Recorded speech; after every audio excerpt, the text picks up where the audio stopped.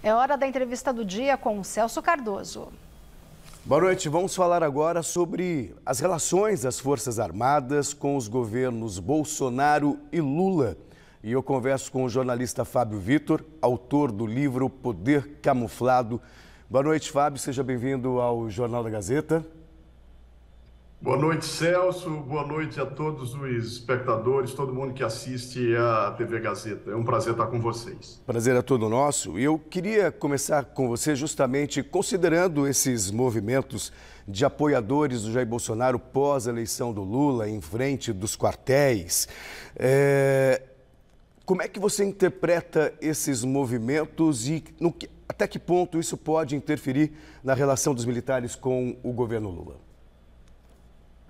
Olha, Celso, eu vejo com espanto e com ansiedade que a gente, às vésperas da posse do novo presidente, um novo presidente eleito por um processo eleitoral legítimo, você ainda tem a incerteza sobre a posse, sobre o processo de transição dos comandantes militares.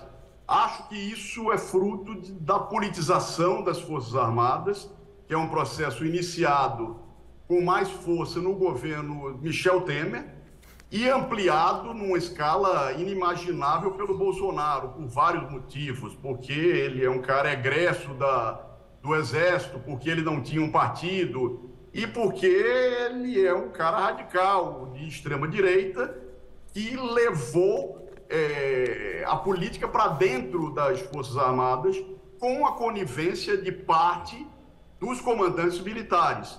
Obviamente não podemos dizer que as Forças Armadas são todas bolsonaristas, mas faltou mais dedicação dos comandantes para evitar a politização das Forças Armadas.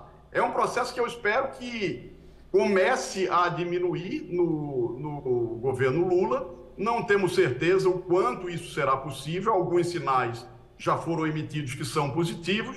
Você voltar a ter um civil como ministro da Defesa, isso é importante, é algo simbólico, mas é importante.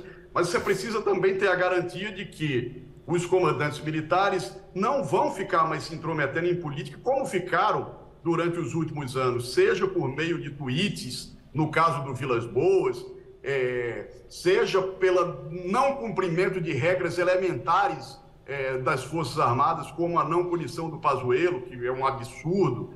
Então, eu espero que esse processo melhore, diminui. O presidente eleito Lula disse que ia desmilitarizar a esplanada, há milhares de militares ocupando cargos civis, né? Isso também não é desejável e me parece promissor esse desejo ou essa promessa de você desmilitarizar um pouco a esplanada. Isso eu acho que é preciso também uma dedicação de parte do Legislativo. Você tem uma PEC, uma proposta de emenda constitucional parada no Congresso, na Câmara, na Comissão de Constituição e Justiça, que impede que militares da ativa ocupem cargos em governo. Seria interessante que essa PEC fosse aprovada também. Vamos esperar que esse processo comece a diminuir. É desejável que as Forças Armadas atuem como Forças Armadas e não como atores políticos. Você citou, inclusive, que esse movimento de volta dos militares ao poder começa no governo Temer, mas é justamente no governo Jair Bolsonaro que eles se tornam mais protagonistas e muitos até voltam ao poder justamente por intermédio do voto. Isso, num primeiro momento, parecia um caminho sem volta. Você acredita que isso, então, pode mudar a partir de agora? Eu acho que pode melhorar. Como você bem apontou, não é um processo restrito ao executivo. Então, não adianta, não basta o desejo ou a promessa do novo governo de tentar fazer coisas para amenizar, para diminuir essa politização, quando, como você apontou, há vários militares eleitos para os parlamentos federais e estaduais, na Câmara dos Deputados, no Senado Federal. O próprio Pazuello, né, de amarga lembrança para os brasileiros, que comandou o Ministério da Saúde no desastre da pandemia, foi o segundo deputado federal mais votado no Rio de Janeiro, com mais de 200 mil votos. Então, não é da noite para o dia que essa, digamos, despolitização vai acontecer, porque foi um processo muito amplo e muito radical. Mas eu espero e esperemos que eles, aos poucos, seja amenizado, aos poucos essa politização diminua e que as Forças Armadas cuidem das fronteiras, da Amazônia, cuidem de questões geopolíticas, de ameaças cibernéticas, enfim, das questões que lhes cabem pela Constituição e não procurando inimigos internos, procurando estar na ribalta, no centro da política. Isso não é desejável em lugar nenhum. Principalmente quando se acende um tema, um discurso que parecia extinto, né? Esquerda, direita, caça aos comunistas. A que você atribui essa volta de um tema que parecia extinto há mais de 20 anos, 30 anos pelo menos? Há mais de 30 anos. Parece que a gente vive uma espécie de distopia, né?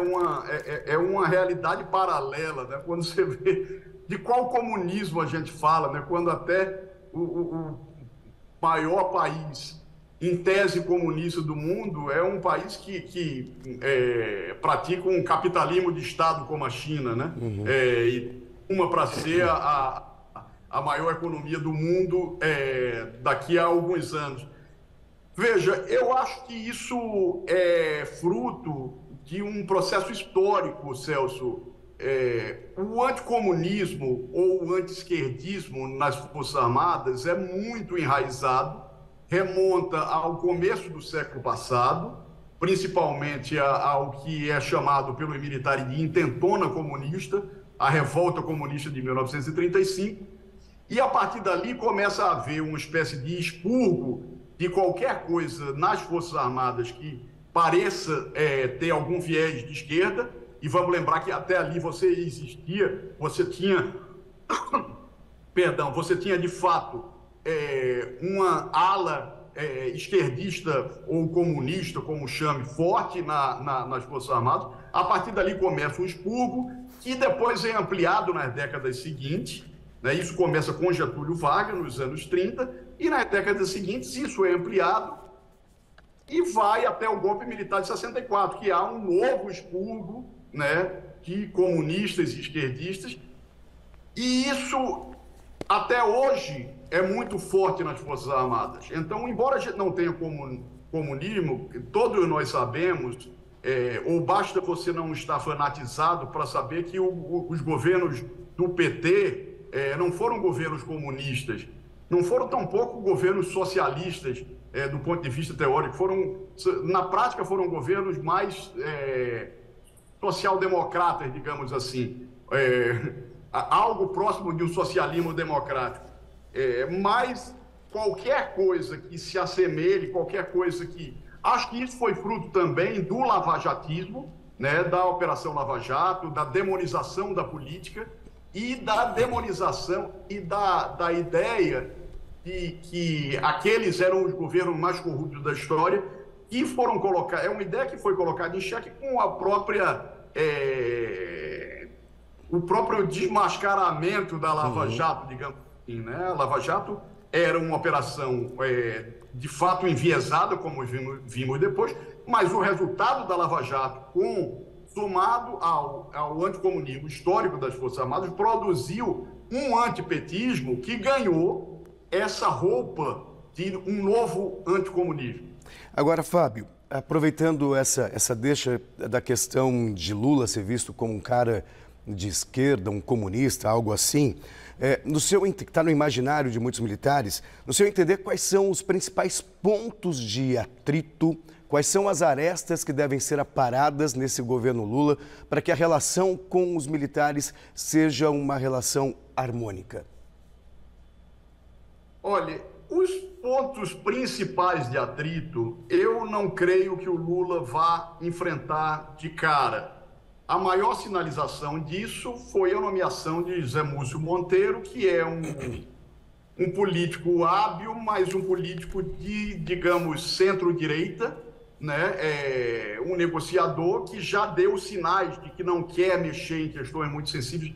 Que questões sensíveis são essas, Celso? A gente está falando da revisão da lei de anistia, que é algo que já foi levado ao Supremo Tribunal Federal em 2010 e foi rejeitado pelo Supremo Tribunal Federal. São questões como a revisão de currículos de escolas militares, como a revisão, a alteração na regra de promoção de oficiais generais. São questões tidas pelos militares como imestíveis, né? Como intocáveis. E eu não acho que vai se querer tocar nisso. Há também uma alteração no artigo 142 da Constituição, que é aquele que dá a prerrogativa de garantir a lei e a ordem às Forças Armadas e que é muito contestado por parte da esquerda, né?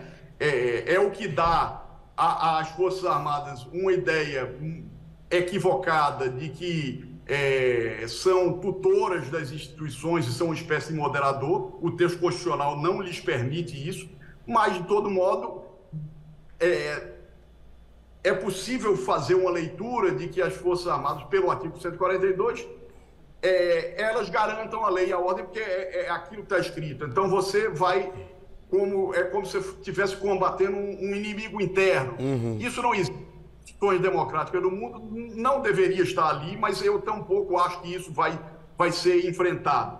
Eu acho que as questões que vão ser enfrentadas buscar um compromisso dos comandantes, aquilo que eu vinha falando antes, buscar um compromisso dos comandantes de não se meter em política, seja por rede social, seja descumprindo regras, seja com notas dúbias autorizando manifestações golpistas em frente aos quartéis. Eu acho que se você tiver um compromisso dos comandantes de despolitizar e de não se intrometer em política, já é um bom começo. Assim como você não ter tanto em militares em cargos civis. Acho que essas duas questões devem ser enfrentadas, acho que serão, mas essas outras que eu citei, que são mais sensíveis, imagino que vão mais uma vez empurrar com a barriga, como sempre foi desde a abertura, desde o fim da ditadura, desde a nova república. Perfeito, Fábio. A gente tem 30 segundos, não sei se você pode resumir em 30 segundos, mas espero que sim. A escolha do José Múcio Monteiro como ministro da Defesa, como é que você avalia? Positiva, negativa? Eu avalio como um coelho na cartola que o Lula tirou e que demonstra a disposição do Lula de não buscar atrito com as Forças Armadas. O Lula é um negociador e um conciliador e buscou alguém que é mais negociador e conciliador, ou tão negociador e conciliador quanto ele, para evitar atrito com as Forças Armadas. É isso que eu acho. Perfeito, Fábio. Muito obrigado pela sua entrevista. Foi muito importante e edificante para a gente do Jornal da Gazeta. Forte abraço. Obrigado, Celso. Um abraço para todo mundo. E um feliz ano novo. Para todos nós. Conversamos com o jornalista Fábio Vitor. Boa noite.